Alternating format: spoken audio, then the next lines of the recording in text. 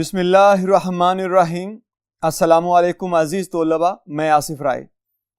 عزیز طلباء، آج ہمارے پاس جماعت دہم ہے اور اس کا کچھ گرامر کا کام ہے، تو آئیے بورڈ کی جانب چلتے ہیں اور دیکھتے ہیں کہ آج کون سی گرامر پڑھنی ہے ہمیں۔ جی عزیز طلباء، ہمارے پاس آج اسم کی بناوٹ کے لحاظ سے اقسام موجود ہیں اور لیکچر ہمارے پاس 22واں ہے۔ ہمیں سب سے پہلے دیکھنا ہے کہ اسم کیا چیز ہے، اس کے بعد اس کی قسمیں ہیں 3، ان 3 اقسام کو بھی پڑھ لیں گے۔ ابھی ہمیں دیکھنا ہے کہ ہمارے پاس اسم کی تعریف کیا بنتی ہے۔ دیکھیے گا، وہ کلمہ ہے، یعنی اسم وہ کلمہ ہے جو کسی شخص، کسی جگہ، چیز یا کیفیت کا نام ہو، جیسے آصف، کمپیوٹر، قلم۔ کسی بھی چیز کے نام کو اسم کہتے ہیں، یعنی کوئی بھی چیز جو پہچان رکھتی ہے اپنے نام سے، وہ نام اچھا ہے یا برا ہے، وہ کیفیت ہے کسی کی، وہ کسی بھی طرح سے پکارا جاتا ہے، اگر اس کی طرف منسوب ہے تو وہ نام ہے۔ تو کسی بھی چیز، جگہ، شخص، کیفیت کا نام یا حالت کا نام، اسے اسم کہا کرتے ہیں۔ تو آئیے دیکھتے ہیں کہ ہمارے پاس اس کی 3 اقسام کون سی ہیں۔ جی ہمارے پاس جو سب سے پہلی قسم ہے وہ ہے اسم جامد۔ دیکھیے گا، وہ اسم ہے جو نہ تو خود کسی اسم سے بنا ہو اور نہ اس سے دوسرا اسم بنے۔ مثلا اب ذرا غور کیجئے گا، میرے پاس ایک ہے یہ اینٹ، پھر درخت، چٹان اور پتھر۔ اچھا، اینٹ بذات خود یہ کسی مادی چیز سے بنی ہے، لیکن اینٹ سے آگے عمارتیں تو بنتی ہیں۔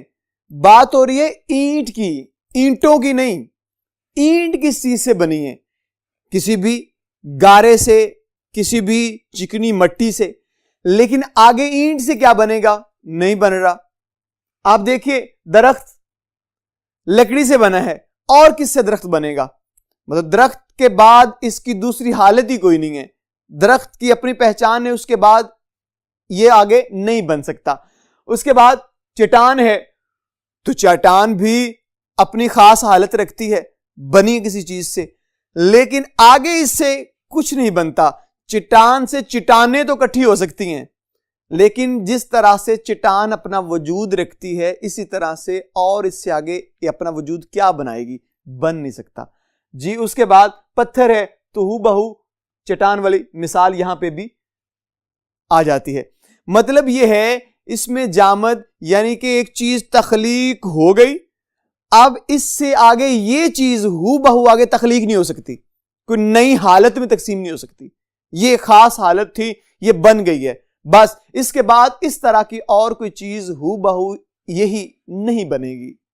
جی اس کے بعد ہمارے پاس آ گیا ہے اسم مصدر۔ یہ جو اسم مصدر ہے، سب سے پہلے دیکھیے گا، اس کی کوئی چھوٹی سی پہچان ہے۔ یہ جو اسم مصدر ہے،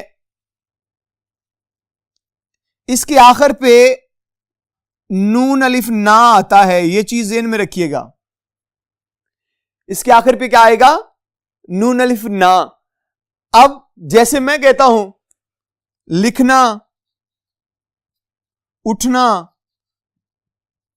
بیٹھنا، یہ میں نے 2-4 الفاظ لکھے ہیں جن پہ آخر پہ آ رہا ہے کیا؟ نون الف نا۔ لیکن عزیز طلباء، ایک چیز ذہن میں رکھیے گا، نون الف نا آنا ضروری تو ہے، لیکن بعض دفعہ ضروری نہیں ہے۔ جیسے میں کہتا ہوں نانا، نانا فعل تو نہیں ہے نا، یہ تو اسم ہے۔ ہم بات کر رہے ہیں اس میں مصدر کی، اور مصدر ایک فعل ہے، آخر پہ نون الف نا آتا ہے، لیکن نانا، کانا یہ کچھ اسم ہے، لیکن ہم ان کو نہیں کہہ سکتے کہ یہ مصدر ہے۔ ہر ایسا لفظ جس کے آخر پہ نون الف نہ آ رہا ہے وہ مصدر نہیں ہو سکتا.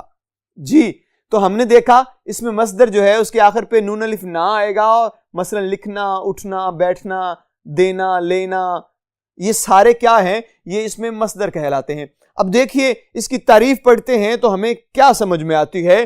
تعریف ہے ایسا اسم جو خود تو کسی سے نہ بنے لیکن اس سے بہت سے اسم اور فعل بنے. اب ذرا غور کیجئے گا، اب آپ کو سمجھ آئے گی. یہ لکھنا نون الف نہ آ رہا ہے، ذرا غور کیجئے گا، آخر پہ نون الف نہ آیا. لکھنا یہ مان لیا اس میں مصدر ہے. اب اسی سے بنا ہے لکھنے والا. کیا اس نے کہا؟ ایسا اسم جو خود تو کسی سے نہ بنے لیکن اس سے بہت سے الفاظ بنتے ہوں یا فعل بنتے ہوں یا اسم بنتے ہوں. لکھنا سے لکھنے والا، پڑھنا سے پڑھنے والا. یہاں پہ مصدر کی پہچان ہوگی نون الف نا کے ساتھ، اسی سے بن گیا پڑھنے والا. مراد چلنا، چلنے والا. لکھنا سے لکھنے والا، دیکھنا سے دیکھنے والا. مراد یہ خود کسی سے نہیں بنا، ہاں اس سے اسم اور فعل بنتے ہیں. جی عزیز طلباء، امید کرتا ہوں کہ آپ کو اس میں جامد اور اس میں مصدر اچھی طرح سے ازبر ہو گیا ہوگا. آئیے اس کی تیسری قسم دیکھتے ہیں، وہ کون سی ہے. جی ہمارے پاس اس وقت ہے اسم مشتق. دیکھیے گا وہ اسم ہے جو خود تو مصدر وغیرہ سے بنے لیکن پھر اس سے کوئی لفظ نہ بنے. مراد ہم نے جو مصدر پڑھا ہے یہ اس سے بنا ہے. اس میں مشتق بنا کس سے ہے؟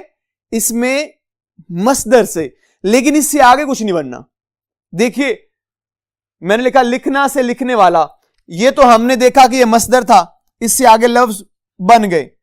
اب لکھنے والا سے آگے کچھ نہیں بنتا.